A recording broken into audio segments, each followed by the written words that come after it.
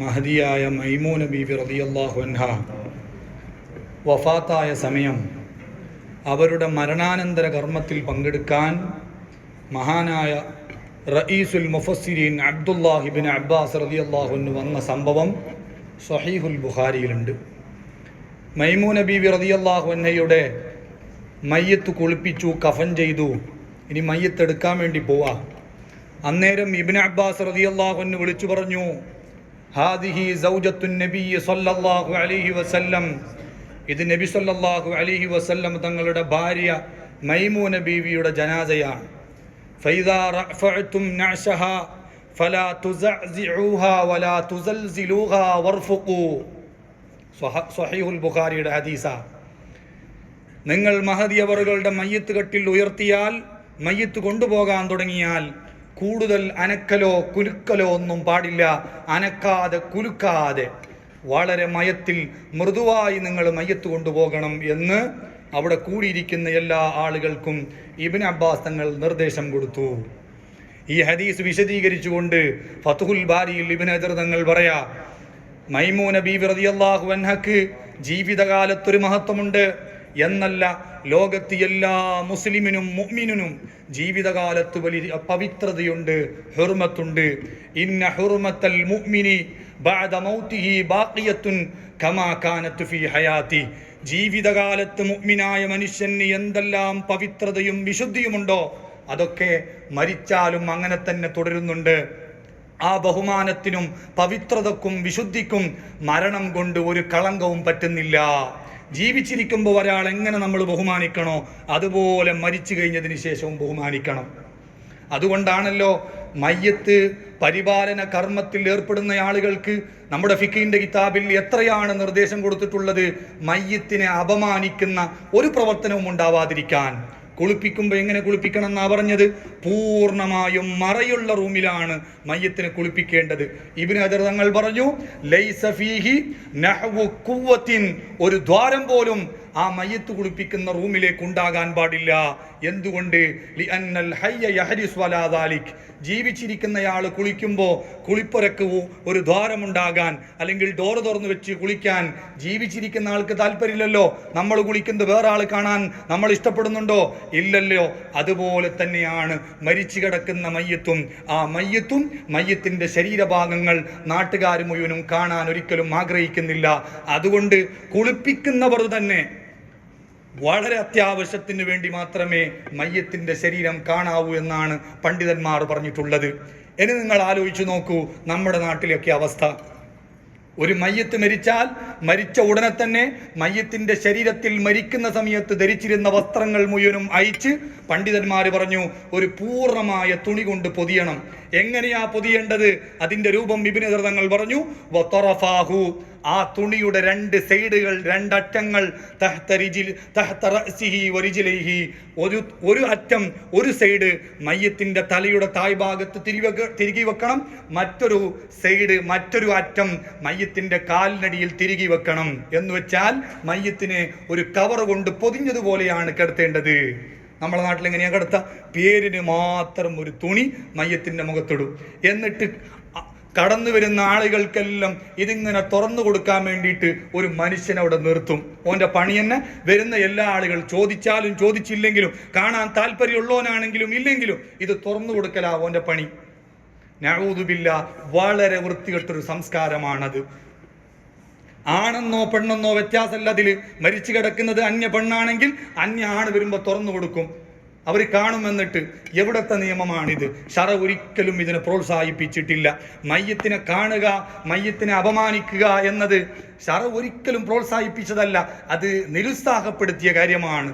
എത്ര സ്ഥലത്താണ് പണ്ഡിതന്മാർ പറഞ്ഞിട്ടുള്ളത് മയ്യത്തിനെ അപമാനിക്കുന്ന പ്രവർത്തനം നമ്മുടെ ഭാഗത്തിൽ നിന്നുണ്ടാവാൻ പാടില്ല എന്ന്. കുളിപ്പിക്കുന്ന ആളുകളോട് പണ്ഡിതന്മാർ പറഞ്ഞില്ലേ, ഒരിക്കലും മയ്യത്തിനെ നിങ്ങൾ മുഖം കുത്തി കമഴ്ത്തി കിടത്താൻ പാടില്ല, അത് ഹറാമാണെന്ന ഇബ്നു ഹജർ തങ്ങൾ തൂഫയിൽ പറഞ്ഞത്. ജീവിതകാലത്ത് ഞാൻ കമിഞ്ഞു കിടക്കുന്നതിന്റെ വിധി എന്താ? കറാഹത്തേ ഉള്ളൂ. പക്ഷേ മരിച്ച മയ്യത്തിനെ മറ്റുള്ളവർ കമഴ്ത്തി കിടത്താൻ പാടില്ല. എന്തുകൊണ്ട്? ലിമാ ഫീഹി മിനൽ ഇസ്റാ, മയ്യത്തിനെ കമഴ്ത്തി കിടത്തുന്നത് അത് മയ്യത്തിന് നൽകുന്ന ഒരു അപമാനമാണ്, അവഹേളനമാണ്, ഇൻസൾട്ടാണ്. അങ്ങനെ അപമാനിക്കാൻ പാടില്ല. ഇനി മയ്യത്ത് കൊണ്ടുപോകുമ്പോൾ പണ്ഡിതന്മാർ പറഞ്ഞു, എങ്ങനെയാ മയ്യത്ത് കൊണ്ടുപോകേണ്ടത്? ആദരവോട് കൂടെ കൊണ്ടുപോകണം. ചാക്കിൽ കെട്ടിയിട്ട് മയ്യത്ത് കൊണ്ടുപോകാൻ പാടില്ല, അല്ലെങ്കിൽ തോളിലേറ്റിയിട്ട് മയ്യത്ത് കൊണ്ടുപോകാൻ പാടില്ല. എന്തുകൊണ്ട്? ലിമാ ഫീഹി മിനൽ ഇസ്റാ, അതിൽ മയ്യത്തിനെ അപമാനിക്കലുണ്ട്. ഇങ്ങനെ ഫിഖ്ഹിന്റെ കിതാബിലുടനീളം മയ്യത്തിനെ അപമാനിക്കാൻ പാടില്ല എന്ന് പറഞ്ഞിട്ടും മരിച്ചതിന് ശേഷം മയ്യത്തിനെ നാട്ടുകാർക്ക് മുഴുവനും പ്രദർശിപ്പിച്ച് കുറേ നേരം മയ്യത്ത് എടുക്കാതെ വൈകിപ്പിച്ച് മയ്യത്തിനെ അപമാനിക്കുന്നത് ഒരിക്കലും ആ മയ്യത്ത് പൊരുത്തപ്പെടൂല. എന്തു വേണം? ലോകത്തുള്ള എല്ലാ ആളുകളെയും നന്നാക്കാൻ നമ്മളെ കൊണ്ട് സാധ്യമല്ല. എങ്കിലും നമുക്ക് ഇടപെടാൻ പറ്റുന്ന സ്ഥലത്ത് മയ്യത്തിനെ കൈവിൻ്റെ പരമാവധി ആളുകൾക്ക് കാണിക്കാതെ ആ മയ്യത്തിൻ്റെ പവിത്രത അങ്ങനെ തന്നെ നിലനിർത്തി മറമാടാൻ നമ്മൾ ഓരോരുത്തരും ശ്രദ്ധിക്കേണ്ടതുണ്ട്. മഹദിയാകുന്ന ഫാത്തിമ ബീവി റളിയല്ലാഹു അൻഹയെ പറ്റി ഇബ്നു ജറീർ തങ്ങൾ തന്നെ തൂഫയിൽ സൂചിപ്പിച്ചിട്ടുണ്ട്. ചരിത്രത്തിൽ ആദ്യമായിട്ട് മയ്യത്ത് കട്ടിൽ മൂടപ്പെട്ടത് ആരുടെ മയ്യത്താ? മയ്യത്തിന്റെ കട്ടിലിന്റെ മേലെ ഒരു കുബ്ബ പോലെയാക്കിയിട്ട് അതിന്റെ മേലെ പടം വിരിച്ചിട്ട് മയ്യത്ത് കൊണ്ടുപോയത് ആരുടേതാ? സൈനബ ബീവിയുടേതാണോ ഫാത്തിമ ബീവിയുടേതാണോ? രണ്ടഭിപ്രായമുണ്ട്. ഏതായാലും വേണ്ടില്ല. ഇമാം ബൈഹഖി റളിയല്ലാഹു അൻഹു സുനനിൽ ഉദ്ധരിക്കുന്നത് കാണാം. ഫാത്തിമ ബീവി റളിയല്ലാഹു അൻഹ പറയാ, നമ്മുടെ നാട്ടിലെ പെണ്ണുങ്ങളെയെല്ലാം മയ്യത്ത് കൊണ്ടുപോകുന്ന സമയത്ത് അതിൻ്റെ മേലെ പ്രത്യേകം ഒന്നും മൂടാതെ വെറും കഫൻ ചെയ്തിട്ട് മാത്രം മയ്യത്ത് കൊണ്ടുപോകുന്നുണ്ട്. അതെനിക്കിഷ്ടമല്ല. കാരണം അങ്ങനെ കൊണ്ടുപോകുമ്പോൾ എൻ്റെ ശരീരത്തിൻ്റെ തൊലി കാണൂലെങ്കിലും എൻ്റെ ശരീരത്തിൻ്റെ കട്ടി വലിപ്പം ആളുകൾ കാണുമല്ലോ. അത് പറഞ്ഞപ്പോൾ കൂടെ ഉണ്ടായിരുന്ന അസ്മാ ബീവി റളിയല്ലാഹു അൻഹ പറഞ്ഞു, അതിന് ഞാനൊരു പരിഹാരം പറഞ്ഞുതരാം. ഞങ്ങൾ ഹബശീനയിൽ പോയപ്പോൾ അവിടെ മയ്യത്ത് കൊണ്ടുപോകുമ്പോൾ മയ്യത്ത് കട്ടിലിൻ്റെ മേലെ കുബ്ബ പോലെ ഒരു മൂടുപടം ഉണ്ടാക്കിയിട്ട്, ഒരു പെട്ടി ഉണ്ടാക്കിയിട്ട് അതിൻ്റെ മേലെ തുണി വിരിച്ചിട്ടായിരുന്നു ഹബശീനയിൽ മയ്യത്ത് കൊണ്ടുപോയിരുന്നത്. അപ്പൊ ഇത് കേട്ട ഫാത്തിമ ബീവി റളിയല്ലാഹു അൻഹ പറഞ്ഞു, എന്നാൽ ഞാൻ മരിച്ചാൽ എൻ്റെ മയ്യത്ത് കൊണ്ടുപോകുമ്പോൾ അതുപോലെ ഒരു കുബ്ബുണ്ടാക്കിയിട്ട് ഒരു പെട്ടി വെച്ചിട്ട് അതിൻ്റെ മേലെ പടം പിരിച്ചിട്ടായിക്കോട്ടെ എൻ്റെ ജനാസ കൊണ്ടുപോകുന്നത് എന്ന് ഫാത്തിമ ബീവി വസിയത്ത് ചെയ്ത സംഭവം സുനനിൽ ഉദ്ധരിച്ചിട്ടുണ്ട് ഇമാം ബൈഹഖി റളിയല്ലാഹു അൻഹു. നിങ്ങൾ ശ്രദ്ധിച്ചു നോക്ക്, ഫാത്തിമ ബീവിയുടെ തൊലി ആരും കണ്ടിട്ടില്ല. ഫാത്തിമ ബീവിയുടെ മരിച്ചു കിടക്കുന്ന ജനാസയുടെ ആകൃതി രൂപം ആളുകൾ കാണാൻ പാടില്ലെന്ന് മഹദി താല്പര്യപ്പെട്ടത് കൊണ്ടാണല്ലോ അങ്ങനെ പെട്ടിവെച്ചിട്ട് ജനാസ കൊണ്ടുപോകാൻ വേണ്ടി പറഞ്ഞിട്ടുള്ളത്. അപ്പൊ എത്രയായിരുന്നു അവരുടെ ശ്രദ്ധ? ചില ആളുകളുടെ ധാരണ മരിച്ചു കഴിഞ്ഞാൽ പിന്നെ എല്ലാവരും ആങ്ങളെയും പെങ്ങളെയും സഹോദര സഹോദരി എന്ന എല്ലാ ആളുകളുടെയും ചിന്ത. ജീവിതകാലത്ത് ആരെല്ലാം കാണൽ ഹറാമാണോ അവരൊക്കെ മരിച്ചാലും കാണൽ ഹറാമാ എന്നല്ല പലപ്പോഴും ചിലപ്പോൾ തോന്നിപ്പോകും. ജീവിതകാലത്തുള്ളതിനേക്കാളും നിയന്ത്രണം മരിച്ചാലാണ്. ഭാര്യക്ക് ഭർത്താവിൻ്റെ ശരീരവും ഭർത്താവിന് ഭാര്യൻ്റെ ശരീരവും ഫുള്ളായിട്ട് ജീവിതകാലത്ത് കാണാമല്ലോ. പക്ഷേ മരിച്ചു കഴിഞ്ഞാൽ വികാരത്തോടുകൂടെ കാണാൻ പാടില്ല. ജീവിതകാലത്ത് പരസ്പരം ഭാര്യ ഭർത്താക്കന്മാർക്ക് മുഴുവനും തൊടാം, പക്ഷേ മരിച്ചു കഴിഞ്ഞാൽ മറയില്ലാതെ ഔറത്ത് തൊടാൻ പാടില്ല. ഫിഖിന്റെ കിതാബിൽ രേഖപ്പെടുത്തിയിട്ടുണ്ട്. ജീവിതകാലത്തുള്ളതിനേക്കാളും മരിച്ചു കഴിഞ്ഞാൽ നോട്ടത്തിനും തൊടുന്നതിനും നിയന്ത്രണമാണ് പണ്ഡിതന്മാർ ഏർപ്പെടുത്തിയിട്ടുള്ളത്. ഇനി ഒരു പുരുഷൻ മരിച്ചു, ആ പുരുഷനെ കുളിപ്പിക്കാൻ അവിടെ അന്യ സ്ത്രീ മാത്രമേ ഉള്ളൂ. എന്താ പണ്ഡിതന്മാർ പറഞ്ഞത്? ആ അന്യ സ്ത്രീ ആ പുരുഷനെ കുളിപ്പിക്കേ ചെയ്യരുത്, മറിച്ച് തയമ്മും ചെയ്തു കൊടുക്കണം. എന്തുകൊണ്ട്?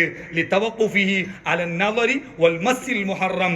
അന്യ പുരുഷനെ അന്യ സ്ത്രീ കുളിപ്പിക്കുമ്പോൾ ഹറാമായ വിധത്തിൽ നോക്കേണ്ടി വരും, തൊടേണ്ടി വരും. അതുകൊണ്ട് കുളിപ്പിക്കേ വേണ്ട, തയമ്മും ചെയ്തിട്ട് കൊണ്ടുപോയിട്ട് കബറടക്കിയാൽ മതി. അപ്പൊ അന്യ സ്ത്രീ പുരുഷന്മാര് മരിച്ചു കഴിഞ്ഞാൽ കാണാൻ പറ്റുമെന്നാണ് മനസ്സിലാകുന്നത്. അപ്പൊ നമ്മൾ ശ്രദ്ധിക്കേണ്ട കാര്യം, ഒരിക്കലും അന്യ സ്ത്രീ പുരുഷന്മാർ കാണുന്ന വിധത്തിൽ, കാണുന്നതിനേക്കാളും വലിയ ദുരന്താന്ന് സ്വന്തം കണ്ടാ പോരാ, അതിൻ്റെ കൂടെ വീഡിയോ കോൾ ആക്കിയിട്ട് ലോകത്തുള്ള എല്ലാവർക്കും കാണിച്ചു കൊടുക്കുക. ഇനി അതും പോരായിട്ട് വീഡിയോ എടുത്തിട്ട് ലോകത്തിടിയ ഗ്രൂപ്പുകളിൽ പ്രചരിപ്പിക്കാം. മയ്യത്തിനെയാണ് ഈ രീതിയിൽ അപമാനിക്കുന്നത്. ഇതൊരിക്കലും അള്ളാഹ് പൊരുത്തപ്പെടൂല. മയ്യത്തിന്റെ മുഖത്ത് നോക്കുന്നതിനെ പറ്റി തന്നെ പണ്ഡിതന്മാരെന്താ പറഞ്ഞത്? മയ്യത്തിന്റെ മുഖത്ത് നോക്കി കുറേ നേരം നിന്നാൽ തന്നെ അത് നിസിയാനുണ്ടാവാൻ, മറവി ഉണ്ടാവാൻ കാരണം. സലാഹുദ്ദീൻ മുത്താലിമിങ്ങളെ കോതുന്ന കിതാബ പല സ്ഥലത്തേക്ക് നോക്കിയാൽ മറവി ഉണ്ടാവും എന്ന് പറഞ്ഞപ്പോൾ അക്കൂട്ടത്തിൽ പറഞ്ഞു വൽ വജുഹുല്ലദി ഉദിമ, മരിച്ചു കിടക്കുന്ന മയ്യത്തിന്റെ മുഖത്തേക്ക് നോക്കിയാൽ മറവി ഉണ്ടാവും. അത് സലാഹുദ്ദീനിൽ വെറുതെ പറഞ്ഞതല്ല, അതിന്റെ ആശയക്കാരൊക്കെ വിശദീകരിച്ചിട്ടുണ്ട്. അത് ഗസാലിമ മറവി ഉണ്ടാവുന്ന കാര്യങ്ങളെ കൂട്ടത്തിൽ എണ്ണിയത് കൊണ്ട് സലാഹുദ്ദീനിൽ പറഞ്ഞതാ, മരിച്ചു കിടക്കുന്ന മയ്യത്തിന്റെ മുഖത്ത് നോക്കുന്നത് നല്ലതല്ല. സ്വാലിഹീങ്ങളോ ആലിമീങ്ങളോ ഒക്കെ ആണെങ്കിൽ അവരുടെ ജനാസ ചുംബിക്കുന്നത് സുന്നത്തുണ്ട്. മഹാനായ അഷ്റഫുൽ ഖൽഖ് സ്വല്ലല്ലാഹു അലൈഹി വസല്ലം തങ്ങൾ വഫാത്തായി കിടക്കുന്ന സമയം അബൂബക്കർ സിദ്ദീഖ് തങ്ങൾ വന്നിട്ട് നബി തങ്ങളെ ചുംബിച്ച സംഭവം സ്വഹീഹുൽ ബുഖാരിയിലുണ്ട്. അത് സ്വാലിഹീങ്ങളുടെയും മഹാന്മാരുടെയും ബറക്കത്ത് കിട്ടാനാ. അതുപോലെ കുടുംബക്കാർക്കും കൂട്ടുകാർക്കും മയ്യത്തിനെ ചുംബിക്കൽ സുന്നത്തുണ്ട്. അല്ലാത്തവർ മയ്യത്തിനെ ചുംബിക്കുന്നത് കറാഹത്താണോ അല്ലെങ്കിൽ ഖിലാഫുൽ ഔല നല്ലതിനെതിരാണോ? പണ്ഡിതന്മാർക്കിടയിൽ രണ്ട് വീക്ഷണമുണ്ട്. ഏതായാലും നാട്ടുകാർ മുഴുവനും മയ്യത്തിനെ ചുംബിക്കുന്നതും കാണുന്നതും നല്ലതാണ് എന്ന് ഒരു പണ്ഡിതനും എവിടെയും പറഞ്ഞിട്ടില്ല. അപ്പൊ അതുകൊണ്ട് മയ്യത്തിനെ അവഹേളിക്കുന്ന, മയ്യത്തിനെ അപമാനിക്കുന്ന, ഇസറാ ചെയ്യുന്ന ഇത്തരം പ്രവർത്തനങ്ങളിൽ നിന്ന് നാം തീർച്ചയായും മാറി നിൽക്കണം. മയ്യത്തിന് പാലിക്കേണ്ട ബഹുമാനങ്ങളും ആദരവും പാലിച്ചുകൊണ്ടായിരിക്കണം മരണാനന്തര കർമ്മങ്ങൾ നമ്മൾ ചെയ്യേണ്ടത്. ഇത് എല്ലാവരും ശ്രദ്ധിക്കേണ്ടതാണ്. ഇനി ലോകത്തുള്ള എല്ലാവരെയും നമ്മളെ കൊണ്ട് നന്നാക്കാൻ പറ്റിയില്ലെങ്കിലും നമ്മുടെ അടുത്ത കുടുംബത്തിൽപ്പെട്ട ആരെങ്കിലും മരിച്ചു ചെല്ലുമ്പോഴെങ്കിലും അവരുടെ കാര്യത്തിൽ ഇങ്ങനെ ഒരു ശ്രദ്ധ നമുക്കൊക്കെ വേണം. അല്ലാഹു സുബ്ഹാനഹു വ തആല ഹഖ് ഹഖായ നിലക്ക് മനസ്സിലാക്കി ഹറാമുകളും ശുഭകളൊക്കെ ഒഴിവാക്കി ജീവിക്കാൻ നമുക്കൊക്കെ തൗഫീഖ് നൽകട്ടെ. അല്ലാഹുമ്മ സ്വല്ലി അലൻ നബി.